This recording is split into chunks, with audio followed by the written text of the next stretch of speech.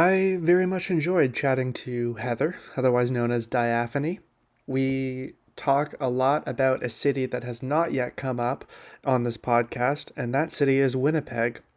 For those of you who haven't been to Winnipeg or don't live there or whatever, this should be really insightful. We talk about everything from playing live at some of the venues to some of their most famous strip clubs to switching genres, all the way to Instagram ads and actually what ended up working for her and her latest music. So I think there's a lot to be learned here. And in general, it was just a really nice conversation. So I'm Alex Southey, and this is Your Worst Song.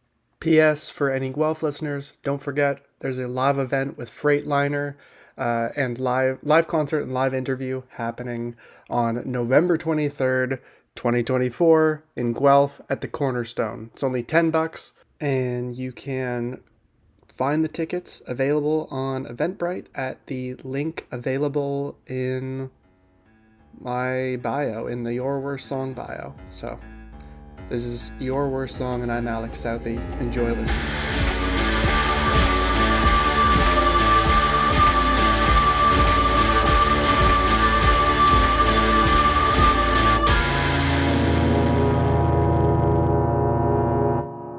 All right. Well, thank you so much for coming on, Diaphanie or Heather. We were just talking about this beforehand, but I'm glad that I got the pronunciation right of Diaphanie. Where does that come from? I'm curious.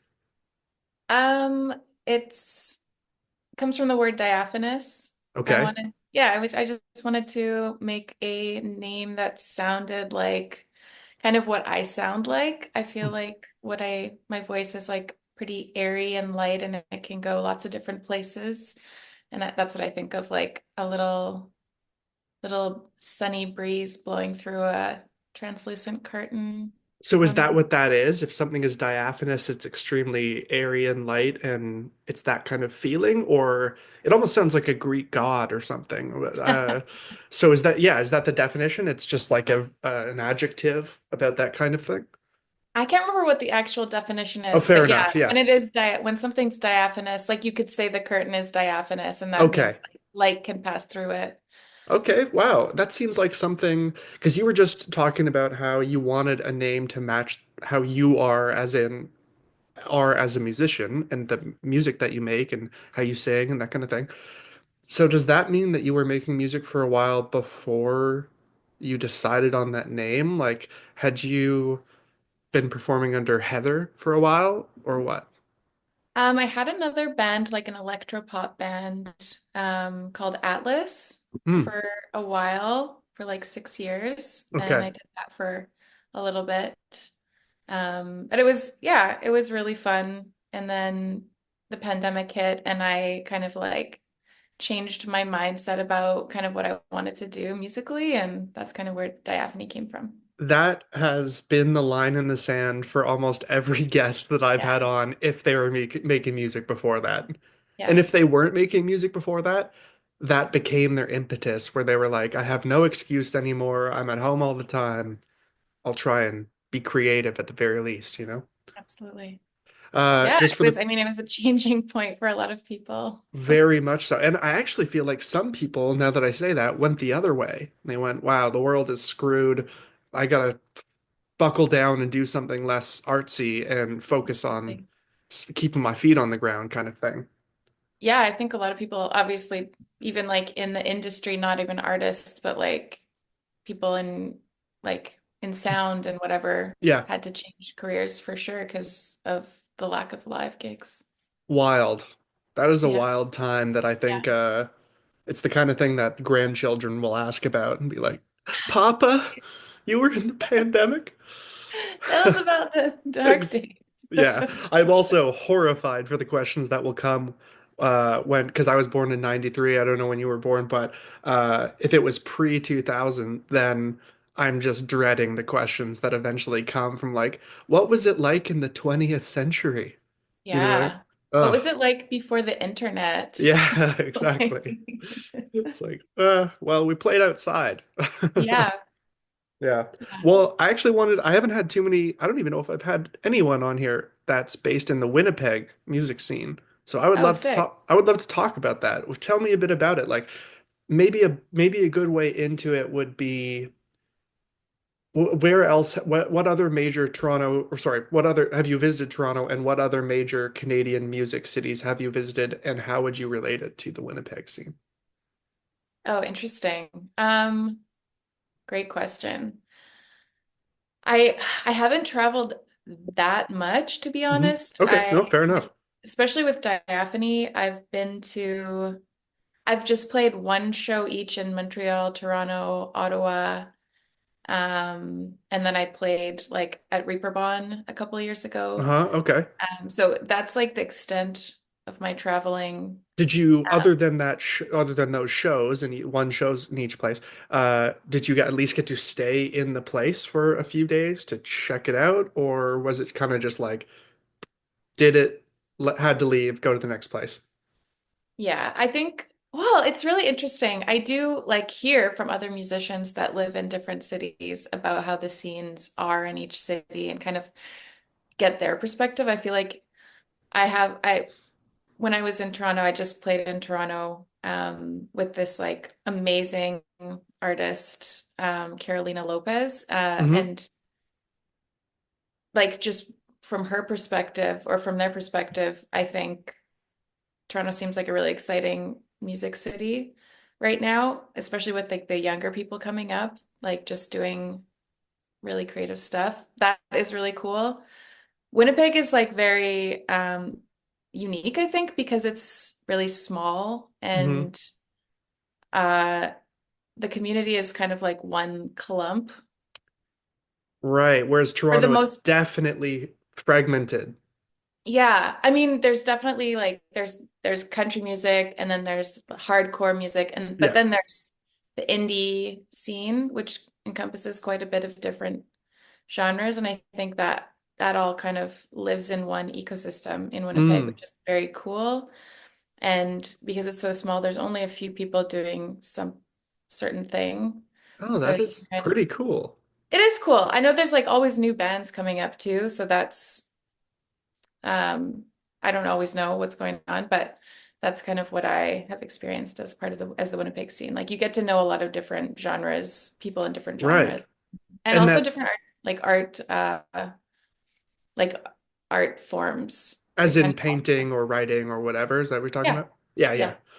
Uh, well, maybe we can figure it out a little bit. I mean, that's really interesting to hear. I like hearing that it's small and that means you rub shoulders with everybody regardless of these perceived genre walls or whatever. And that's a really insightful point about indie.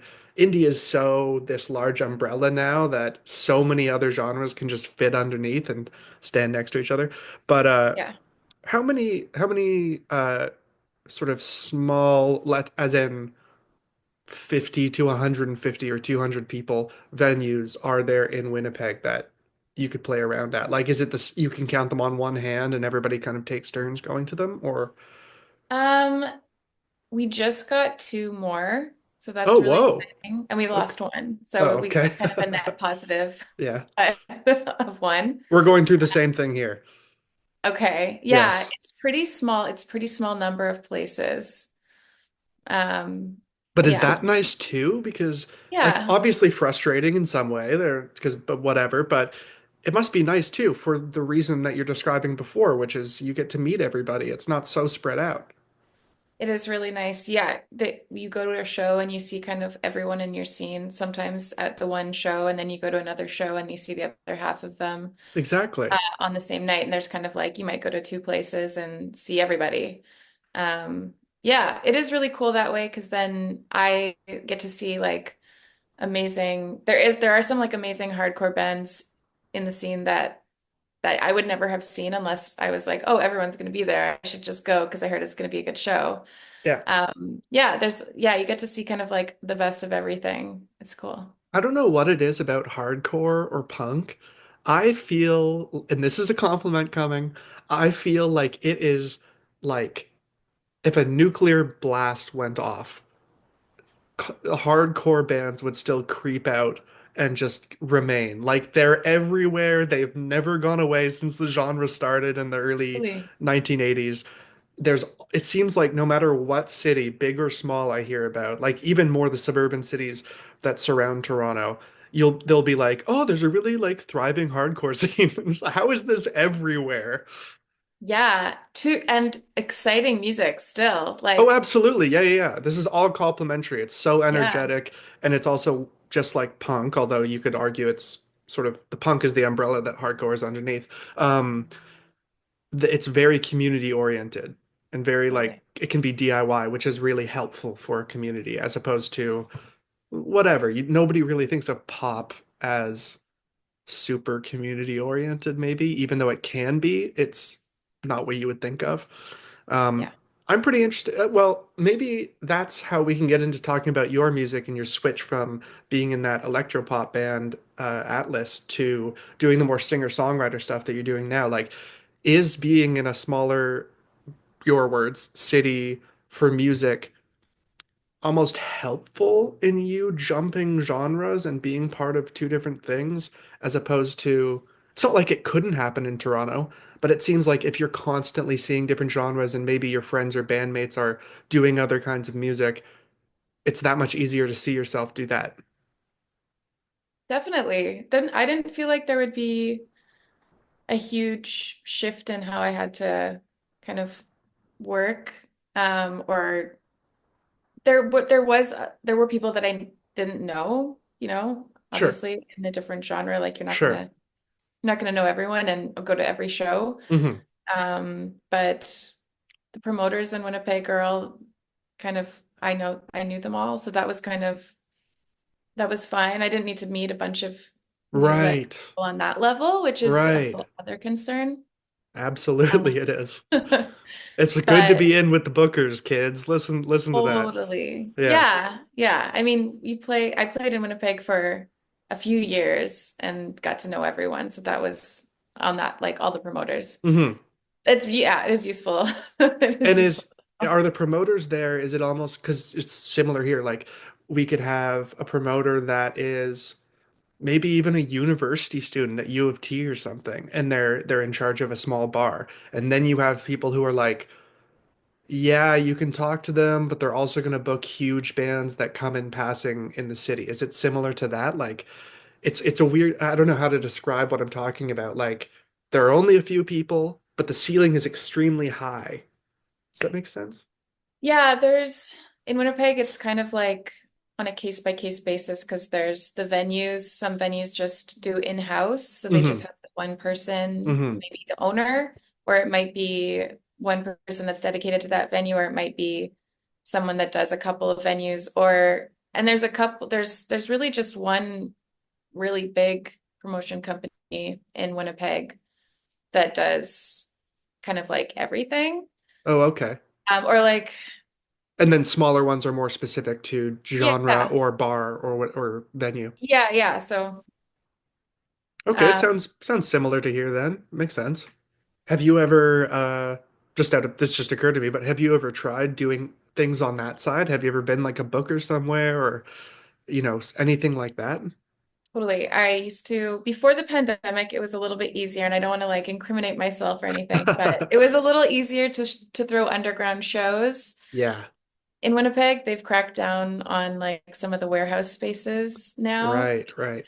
I did three shows that were like multi, really cool, cross between art and music and um experimental stuff. We did, yeah, it like this we had this warehouse where we had like four or five different rooms that we could open at different times and have Wow. different like activations in each room with musical people or artists have created like rooms like a spaceship or like and then secret like little offshoots. So and then we would book, it was just three of us and we would like create the concept, book all the artists, book all the musicians, fund everything. So like and I've also thrown my own shows and Hmm. booked people on those as well. So Sure, that's sure. my experience in terms of like that world. That almost sounds like a you and the other few people who are putting on these shows and stuff. That almost sounds more like what you might call a collective, like a small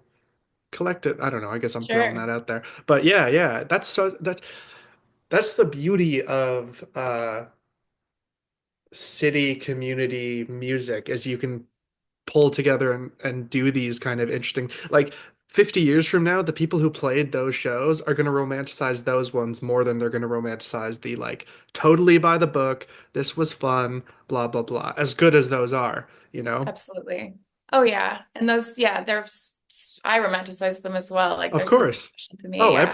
it's so everything pre-pandemic is so romanticized because that could be 35 years ago as opposed to Yeah, 5 or true. 4. Yeah. Yeah. Oh So true. man, what a time. Um, Wow. well, I would love to hear more about you switch. Well, I have a bunch of questions that I want to kind of ask now, hearing about all that. But maybe I'll ask why first electropop and then moving into singer-songwriter, because those are, in some ways, they're related, but they're not the first two genres that you would put together. You know what I mean? So, Totally. yeah. Yeah, I kind of feel torn between a lot of genres. I have kind of a flighty spirit Uh-huh. in terms of music. I love a lot of things, and it's always been hard for me to choose one thing to do. Um, I But some grew up people that way would want to do them at the same time. for sure. But it Yeah. sounds like you didn't. I didn't really know it was possible at the time that I made Uh-huh. this, and it was kind of like I wanted to kind of pick a lane and kind of just lean into it and see how that went. Hmm. And I was able to do kind of a lot of really emotionally honest and fun like songs. Hmm. Um there was like someone I worked with on that project at the very beginning who gave it a lot of bad memories. So not to get into it too much, but just someone that like looking back kind of tainted the time that I Oh, okay. spent on it at that time. Yeah.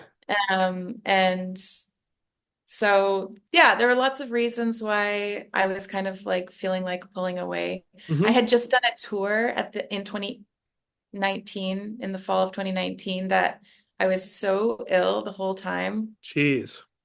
And the shows didn't go well. And I just like spent so much money and it Oh, was God. so hard. And I was like, maybe I'll just quit music altogether. Um, yeah. And then, yeah, went come 2020. It became I harder. was, yeah, I had to like rethink my whole life and Yeah.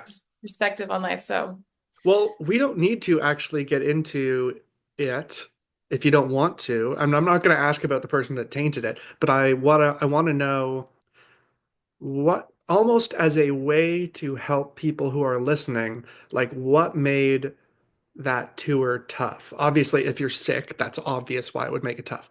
But other than that, like, okay, you spent money, presumably that means on transport, on uh, promotion, stuff like that, a gear probably. So why was it bad is basically what I'm asking.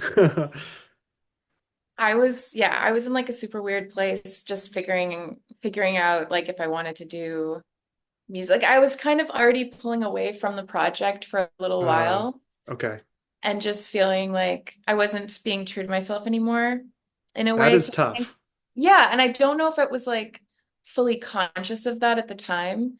So You're I think just you're just doing you're walking you're going through all these exercises or actions just feeling like something's off, but you can't quite. yes. Yeah. Yeah, and still having fun with the Hmm. people I was working with and like enjoying their company and like and having fun making music, but also kind of feeling like it was like a bit formulaic for me in a way. Okay.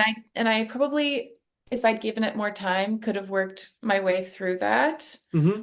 and found some level of interest and like Sure. just made it more interesting. You know, like sometimes you just have to like change things up, make it interesting. Absolutely. Yeah, yeah. And I What were probably you worked, doing in Atlas?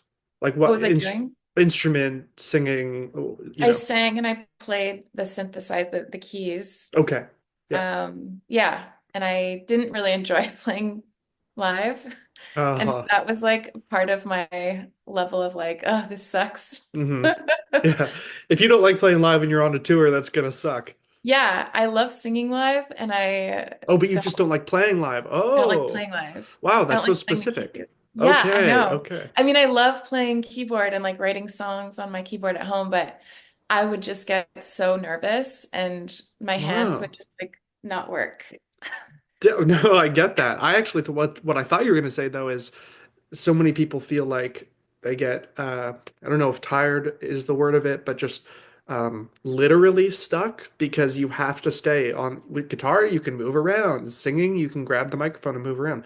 But the most you can do on synth is like hop, hop in one Sure. place And or if I'm whatever. singing at the same time, I can't really move at all, which sucks. Exactly. Exactly. So anyway, I wondered if that was part of it. But no, that's so Definitely. interesting that you just feel like Jesus. Sorry, that's I would, my yeah. It didn't feel alarm. natural at all. Oh yeah, take your time. I'm No, gonna. I got it. It's all good. Yeah, it didn't Okay. feel natural. So if you're playing live and you're doing something that doesn't feel natural, it's just like this sucks. I get what Yeah. you're saying. Yeah. Yeah. Uh okay, so then you leave Atlas or Atlas ends or for you anyway. Um so what does the switch to more singer-songwriter diaphony look like? Um, I I grew up listening to that kind of music and really idolizing people in that Hmm. genre. Like, not in necessarily singer-songwriter, but yeah, I guess like Joni Mitchell and Eva Cassidy were two of my big Hmm. influences when I was young. And I listened to a lot of blues. My dad was really into Eric Clapton at the time, so that's I could sing almost any song of his just off the top of my head. Yeah. Um, a lot of different music like that was guitar and voice Right. that really got to me. And yeah, I don't know. I was just kind of like honestly, the first thing that really got me thinking Diaphony would be a real thing was the first song I wrote and released, which was Something Better. Hmm. Um, it was really just on a whim. I texted my friend who played guitar and Hmm. my other friend who made art, and I was like, "This is so depressing." It was like summer 2020, I think. Yikes. We're all depressed. We can't see each other. Can we Yeah. do like a little project remotely and just make something creative together? And my friend who I texted was with his friend in the woods, and they sent me this recording of them both playing guitar. And I wrote a song to it, and then I was like, this is really boring. So I deleted it, and I wrote another song, which ended up being Something Better. Did you name And it something better because you were like, this is something better? Which is sort of harsh, but it did feel like something that was like something different, yeah, which okay. at the time felt better, Right, you but know? that's not quite So, as catchy or whatever as a title, yes. for sure. Yeah. And it was, I think like, it was funny because the whole song was like based on this long apartment I lived in, Hmm. or I lived at one end of the apartment and I had another roommate who lived at the very other end. And it was like 1,700 square foot apartment, like gigantic apartment, Damn. huge old apartment. And there was a door at the back first that went to a staircase and then a door at the front. And I just remember coming in a lot, going in the front door and him going out the back door. And it was just like a very cute moment where we're both like, hi, bye.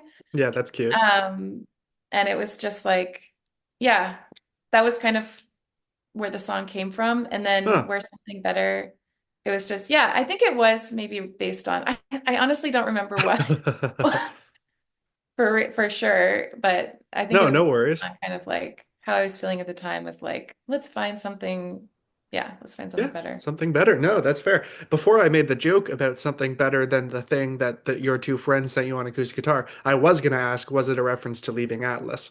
Because that could be, yeah, it could certainly be seen that way as somebody from the outside looking in, For sure. Wow, you that's know. so interesting. Uh, It wasn't at all because I love Atlas and I love those people so for much. sure, for sure. Um, So it wasn't like, I think a lot of my songs tend to be very biographical. Mm-hmm. And I tend to have a lot of introspection. Mm-hmm.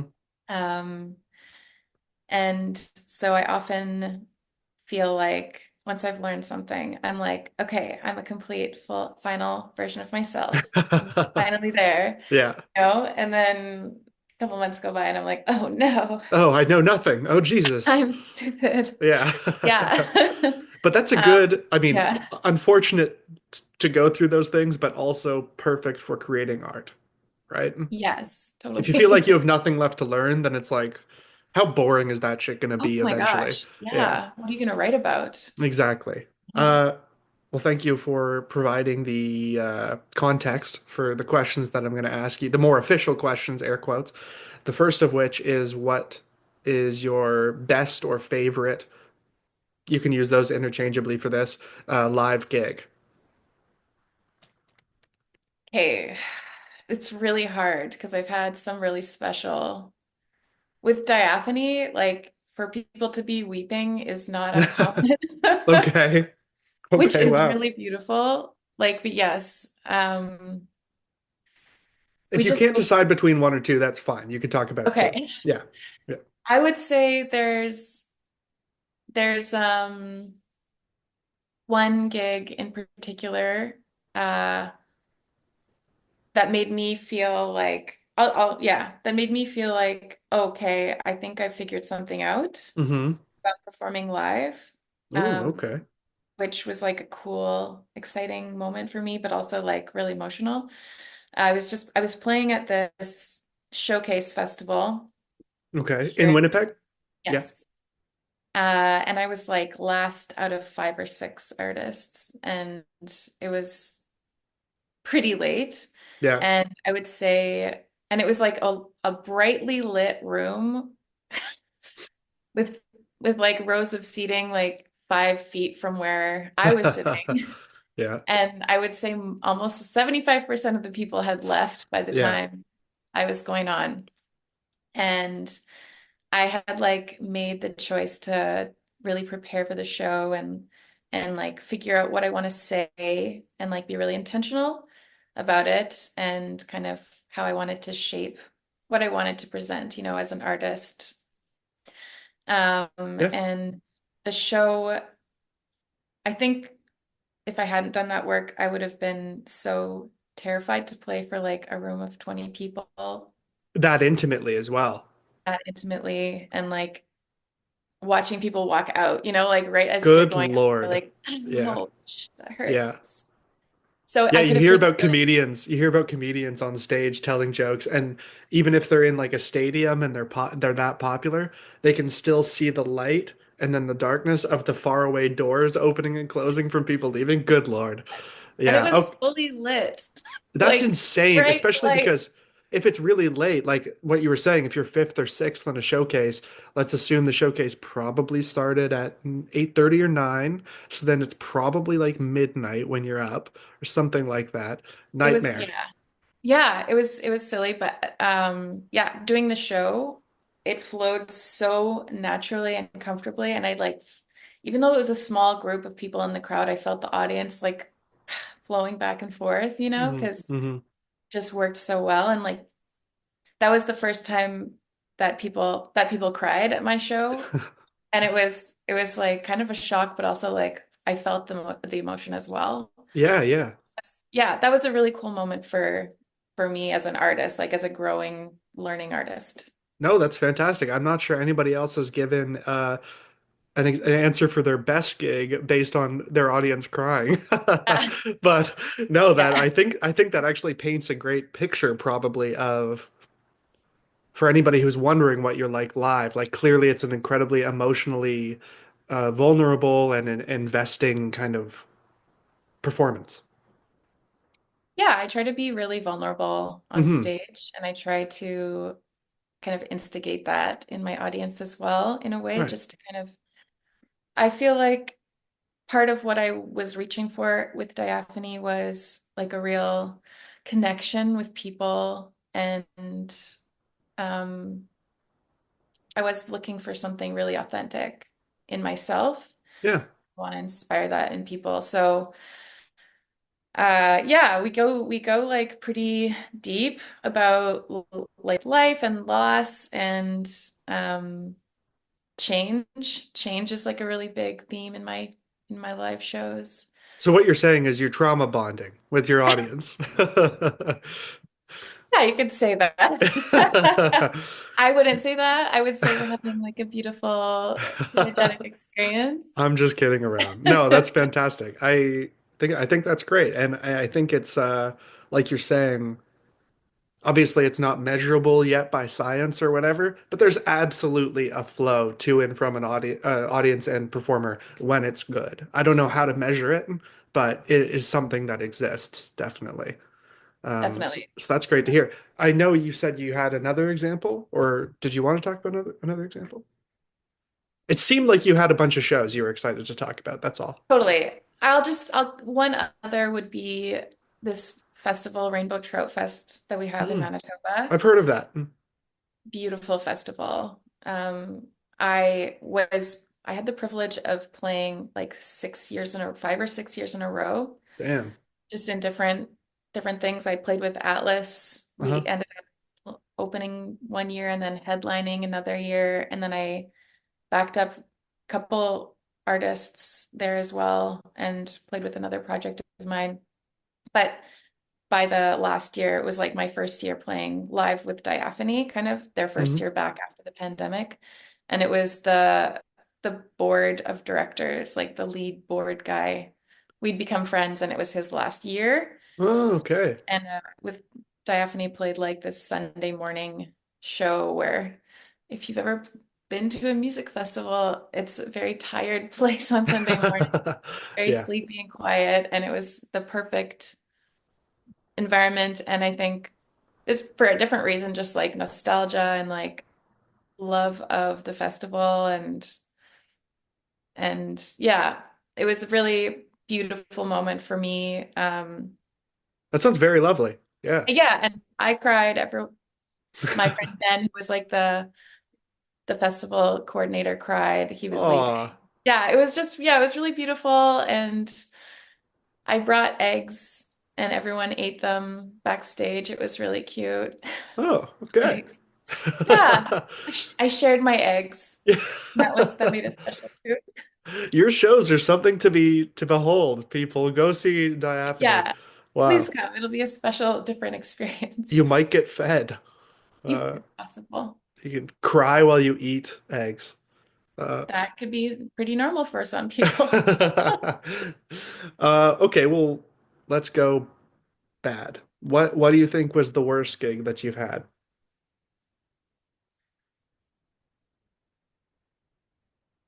I think it's really tough. It's really tough to say because I really try to come from a mindset of every bad experience is a learning experience. Sure. I think my one of my first ever gigs, like probably my third gig, I got really drunk before Okay. going on stage. Yeah. And I woke up with like no recollection of the gig. Oh. And Oh. I had no idea how it went or what happened or anything. And Wow. that was like really scary moment, I would say. Kind of a like not a good thing. Not a No, good thing at no. all. That's not how I want to conduct myself as a professional, you know? No, no, I'm with you there. That's So yeah. yeah, that was probably with Atlas, like in 2014. That was a long time ago. So Mhm. I lived and learned. Yes. Well, yeah, okay. Well, did you hear later from people? Were they like, "Oh no, it's a fine gig." Yeah, yeah. Okay. Everyone's like, yeah, it was fine. But Right. It's more just I your private ugh, behavior. Yeah, yeah, yeah. completely no. No, I totally get that. I haven't been to that point, but I've definitely been at a point where it's like, I don't know if I remember the end of the gig, which is probably not a good thing, you know? It's probably Totally. time to cut it back, you know? Um, Absolutely. yeah, I don't know where you're at with alcohol, but I've actually recently stopped drinking because it was Yeah. not like that was happening a ton, but it was just like I'm not getting anything from it. So why am I doing it? You know? Yeah. I Yeah. completely agree. I do drink, but I usually make a point of not drinking before shows, even a few days before shows Oh wow. Okay. Damn. sometimes. Just because my voice is my main instrument and it's like Sure. pretty technical what Yeah. I do some of the time, so I want to be ready. No, that's great. That is the performing caliber that you want to have, as opposed to what you're talking about before. No, that's great. You say it was 2014 when that happened? Yeah. That's a lifetime ago. I know. That was the Yeah, old me. exactly. Yeah, that It was old like me is 50 gone. years ago. Exactly, exactly. It's in a textbook somewhere. Uh, okay, okay. That's a really unique answer because I feel like a lot of people will say, "Oh, my voice was shot," or "I played really poorly, my guitar string broke," whatever. But no, I'm that's so interesting to hear. Did your bandmates tell you? You know what I mean? No, no, Like you just no. wake up and know you don't remember, right? Obviously. Yeah. I'm just Okay. like, wait, how did I get here? And what happened to the show? Damn. Damn. Yeah, like scary, like, woo, that That was is come to Jesus moment. yeah, that is scary. I'm not gonna lie to you. Uh okay. Well, is there anything you want to say more about that? I apologize for making this awkward. No, but if you want to know anything more, you can probably picture it because I ate beet salad for dinner and then I drank red wine Oh cocktail. my God. So It it's like a was horror movie. concerning. Yeah, good Lord. Okay, people, stay away from that mix and Be overdoing careful. it. Be Yeah, careful. beat Not too many red careful. things. Yeah, be Yeah, careful. good Lord. Okay, yeah. Um, well, let's move on to the third question, which is what do you think is your slash Diaphane's best song? And whatever that means to you. Yeah, I guess I'll go with normally I would say something better because it's just like the first thing that and it's what inspired Totally. Diaphane. But I'll for this question I'll say My Eternal Friend, which is on my new EP. Is Um that EP's out? yeah, it came out Okay. last. I just wanted to double check because occasionally I've had people give an answer and then people can't yet listen to it because it's not out. And it's like, That's yeah, foolish. Don't. yeah, you said it, not me. But yeah, okay, sorry, continue, please. Yeah, My Eternal Friend. It's probably the most like least conventional sounding song, I would say. Like least like song. Like it doesn't have a Yes. chorus. It just has two pieces and No, then like a I guitar love that. part. So I loved that song, but I kind of like was nervous about how it would do, and I released it as the first single on the EP just because I love it so much. Okay, well, Um, yeah, I was curious about why that decision because I find I'm a Radiohead fan, and I've heard that one way. I know, shocker, sad white guy likes Radiohead. I've heard that one of the things that they did on some of their albums when they were nervous about, okay, we're kind of switching a little bit in terms of sound or whatever, this first single they would put out was one of the weird ones so that people could be like, oh, okay, this is the first impression. That's what we want them to know going in so they're not totally thrown off. Was that any part of your thought process? yeah, honestly, yeah, because I kind of wanted to just be like, this is what I love. This is Hmm. what I feel like represents me as an artist. Right. Oh, you guys need to see this before you see my like slightly more conventional sounding formed Yeah, songs. it provides the context of like, yeah, you might hear the conventional form stuff, but this is what I want to be the representative leading into my EP. Totally. That Yeah. makes, yeah, totally. And it ended up being the one that has been the most popular. Um, Really? yeah, Like objectively on streaming or whatever, or live or what? yeah, in streaming and then also I've been running a few ads just to kind of like see on social media Hmm. um how it would do. And I have one for My Eternal Friend that beats every single other thing I've tried. So Wow. people just really like that Uh, song. If you wouldn't mind, I think that it would be very valuable to people listening to hear how you not how you set up those ads as in how you set up an ad on Instagram, but what you used for those ads. As in, is it a clip of you live singing or is it visual clips of you live, but maybe it's the actual studio recorded version of the song? Like, how did you set up those ads? What did they look like? I did a few different things. Um, I have a couple of videos that I did with like a local video production group, Mm-hmm. just live performances outside in nature, and then a couple inside as well. Okay. So I've used clips from those, and then not all of them are out yet, but the ones Sure. that are out. And that's what I used on my most successful ad is just a clip of kind of like my best run, I guess. Mm-hmm. Like Mm-hmm. my a cool part that I do, Yeah. that sounds impressive, I guess. And so it's not the recorded song underneath, it's when Like a they live performance, yeah. in nature. Yeah, okay, I see. Is there any text on the ads? Like is it like song name, your name, out whenever or anything like that? Some of them I've done like I'll put the lyrics on the video and Mm-hmm. then the caption it'll be like either something like silly Mm-hmm. Okay, yeah. No, fair enough. or check out like I'll make it so I'm not speaking as myself sometimes like Oh, yes, check yeah. out Diaphanie.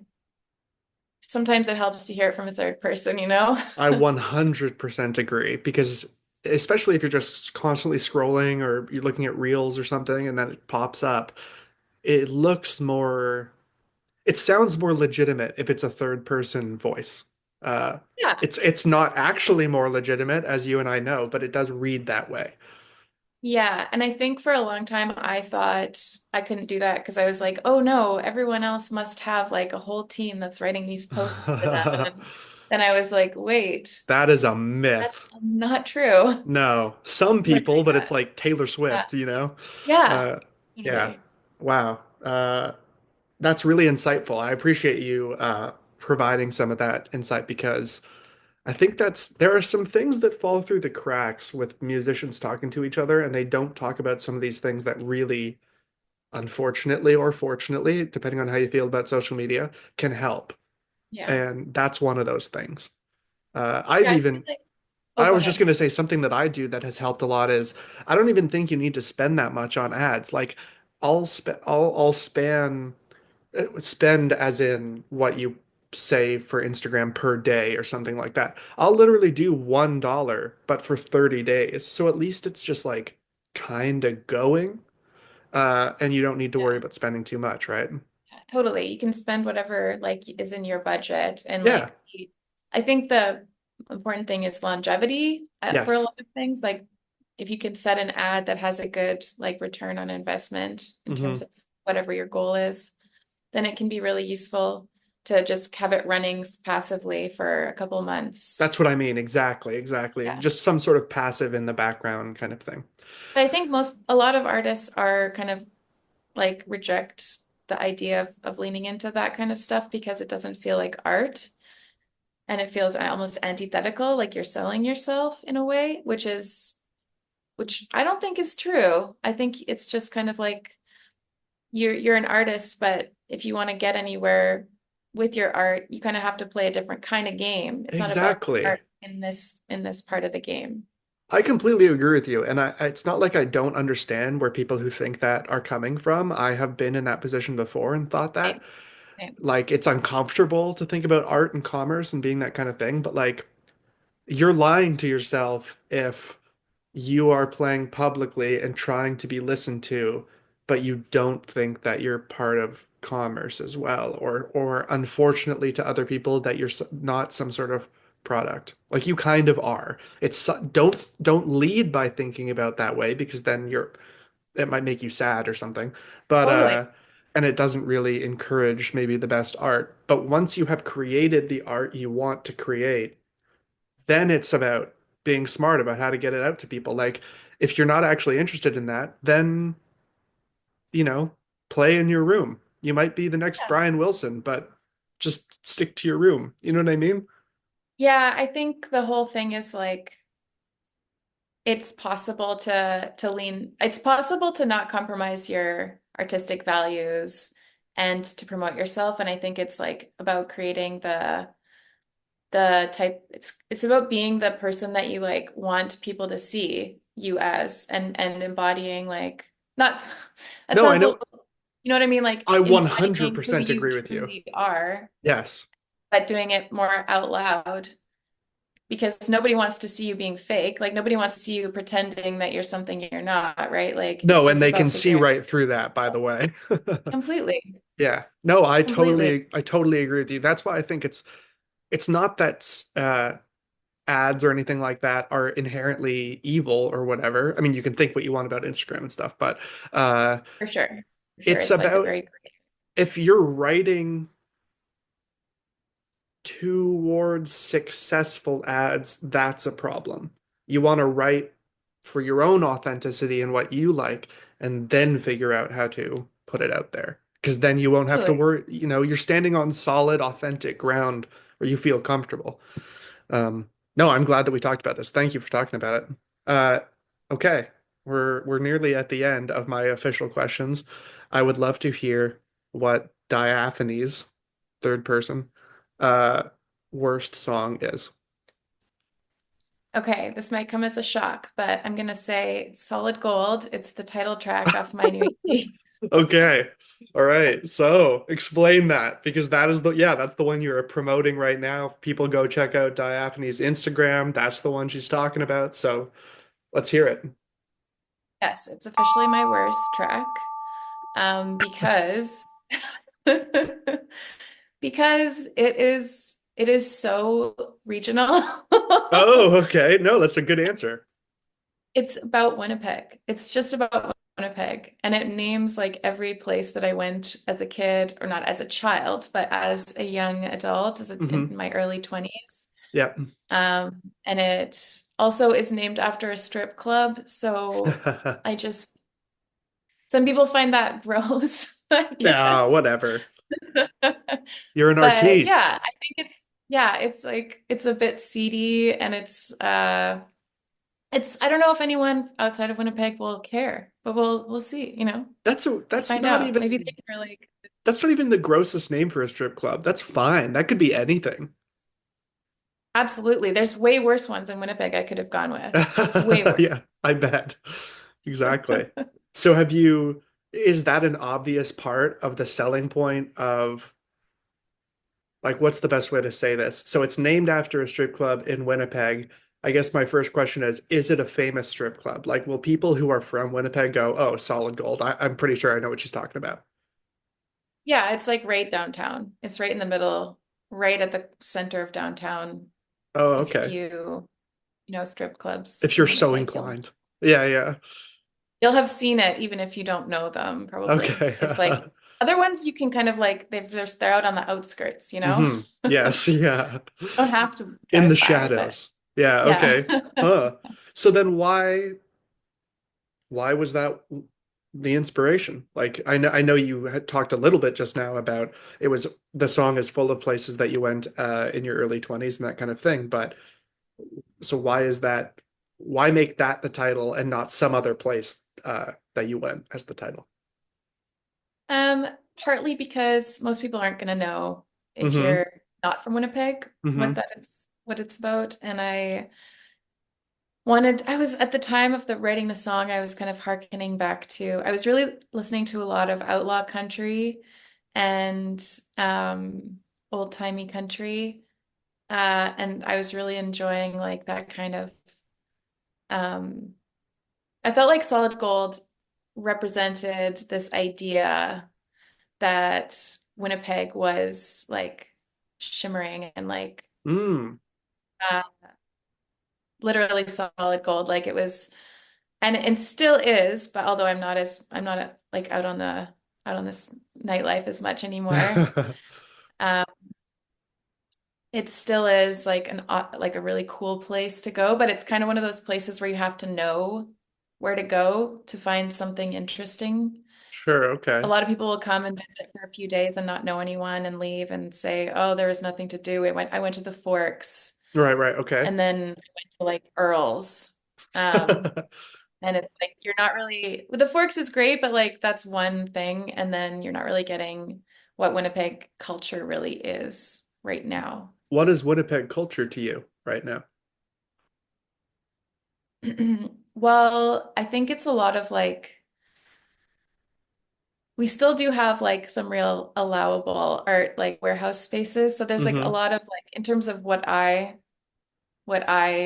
remember from my like when I was going out all the time, and then also like the things I'm seeing now, it's like a lot of like little parties here and there. You have to like it's word of mouth, like it's not a lot Yes. of I wasn't going clubbing, like that wasn't kind of like my experience growing up. It was like These going to warehouse shows like you were talking about. totally and like going to someone's art studio with like 30 people and like listening to techno and drinking wine and like It's looking so out the funny. window at downtown because like all the art spaces are like in the middle of downtown and like these super beautiful old buildings. That's I, kind of I what it's like. I feel like people, or I'll speak for myself. I have never lived in Winnipeg. I think maybe I visited for one day or something, and it wasn't when I was an adult or anything like that. Nor in the music industry or anything like that. So to me, I just think of it as like, yeah, Winnipeg. Like there's some stuff going on. It's like more uh compared to Toronto, it's more like cowboy rootin' tootin'. Even if that's not true, that's my impression.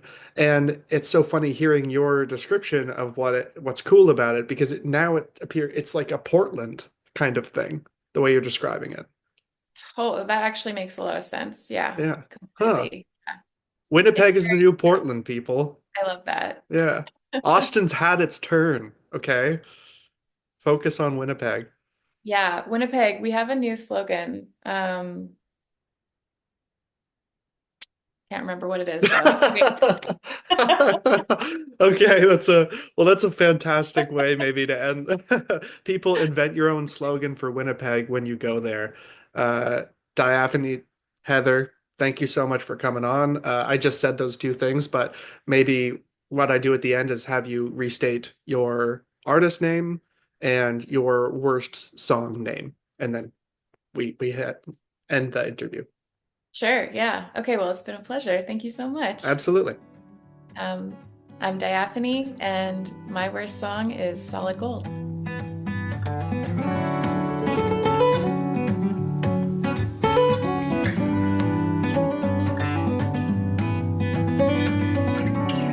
Buying singles at the Woodbine, dancing in a grapevine, taking boys that are not mine.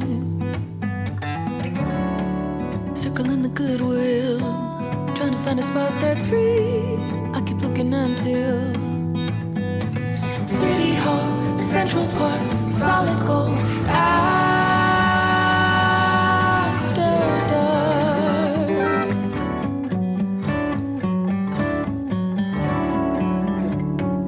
running every stop sign, trying to make the garbage hill climb. Red wine by the riverside. Cross the bridge when we get there. Maybe climb the fire escape. Anything to get away. City Hall, Central Park, Solid Gold. After dark.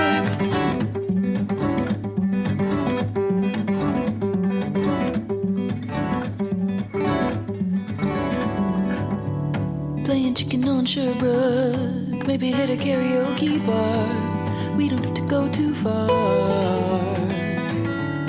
Don't you know this is for fur? No one ever calls a chauffeur, and it all becomes a blur. City Hall, Central Park, Solid Gold. After dark. City Hall, Central Park, Solid Gold.